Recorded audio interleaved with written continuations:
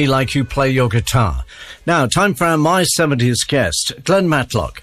He made his name as part of the Sex Pistols in the 70s, but his short tenure in the band is only a small part of his musical career. He had a big hand in writing much of the music on the Sex Pistols album, and was sidelined by the arrival of Sid Vicious. He wasn't really getting on with Johnny Rotten, I don't think, and Malcolm McLaren said we had to fire him because he likes the Beatles, which was a complete load of nonsense, but Malcolm McLaren knew how to do a quote and get some publicity. After he left the Pistols in 77, he formed the Rich Kids with Midge Ure and went on to collaborate with the likes of Tom Robinson, Mick Ronson, Iggy Pop and The Damned, to name but a few. He's recently released a solo album called Consequences Coming. And if that wasn't enough, he's currently on tour playing bass with Blondie. He'll be on the Pyramid stage with them at Glastonbury later on today.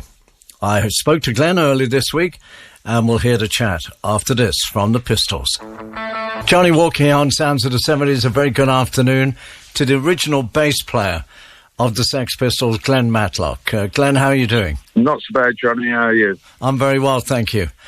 You started playing bass for Blondie, was it last year? On their tour in America? Yeah. I was at home in my kitchen doing some cooking, and the phone went, and it was Clem, and I was right in the middle of finishing off my risotto, and I wasn't going to answer the phone, and I thought, oh, right, here's Clem.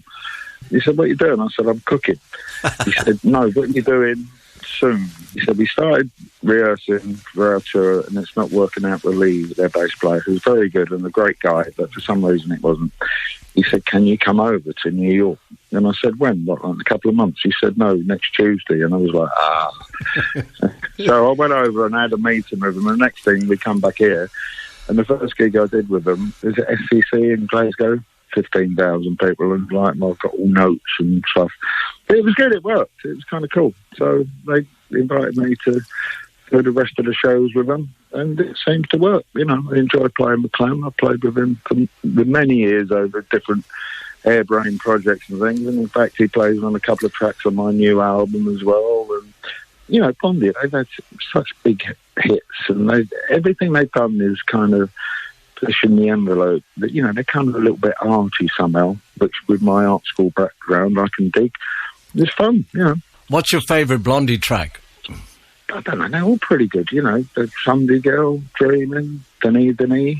You know, I met them originally in the 70s when I did a one-off gig with Sid Vicious at the Electric Ballroom in Camden.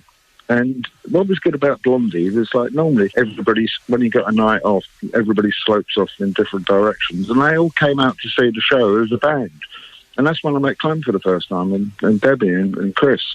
So there was something about that there was a kind of a band bonhomie, which maybe you don't get in other groups. But they had a whole kind of panoply of top toe-tapping tunes.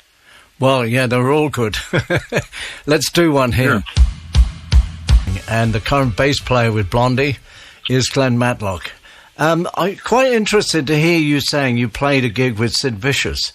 So there were no hard feelings then that he took your place in the Pistols? No, my time had been and gone by that time. I wasn't happy with the way some of the things were going on and stuff. And then me and him were supposed to be arch enemies, and we weren't really. I like that thing in the Far Show, you know, Harry Enfield and Paul Whitehouse, and there's two blokes sitting around in a pub. And Harry Enfield says, well, if that's what you want, that's what's going to happen. And I could see exactly what would happen if they got Sid in the band. And it did. So I kind of had the last half, really, but I didn't dislike Sid. I thought he was a likeable nitwit, really, to be honest. But he could sing, and he was a good singer, but he didn't have the gift of the gab lyrically like Rotten. But he was kind of possibly a punk version of Elvis, you know, in the way that Elvis was very good at interpreting other people's songs. But I don't know that Elvis particularly wrote any lyrics at all. And Sid was like that. We just did a gig for a laugh. And we decided on the Monday he was going to do it, and then we sold out the Electric Ballroom about a Friday. It was just a seat of your pants kind of in the spirit of punk thing, really. It was for once and for one night only, and that was it. Now, you wrote at least 8 of the 10 songs on the Sex Pistols album. That's quite a contribution you made in terms of songwriting. In my publishing kind of contract, there's 13 songs that are Pistols related. 3 of those songs are the first 3 singles. Now, I didn't write all of them, but I wrote a lot of the good bits on it. But then Pretty Vacant, that's my lyric as well. So, there you go. How's about that, then? Well, here's one that you wrote and you played bass on and sang backing vocals. Here are the Sex Pistols. Anarchy in the UK. And the guy who wrote the song, played bass and did backing vocals, is our guest this afternoon, Glen Matlock. So, you did the Isle of Wight the other night with Blondie. How was that show? It went well. It went very good. It was a shorter set. You only get to do an hour at these things. I mean, Debbie's really on form. They kind of got a newish guitarist. Chris Stein can no longer tour. They got a new guy called Andy Blacktree, who is fantastic. It's kind of like regenerated the band. And are you looking forward to playing at Glastonbury? Yeah. You know, a gig's a gig. We've been really busy this year already. In Miami, we went to Bogota in Colombia, played in Mexico City. We was in California. We did Coachella. Nile Rodgers got up and did a couple of songs with us, so that was a blast. You know, it's another gig, but it is Glastonbury. I'm quite excited because on the stage we're on, just before us, is Cat Stevens.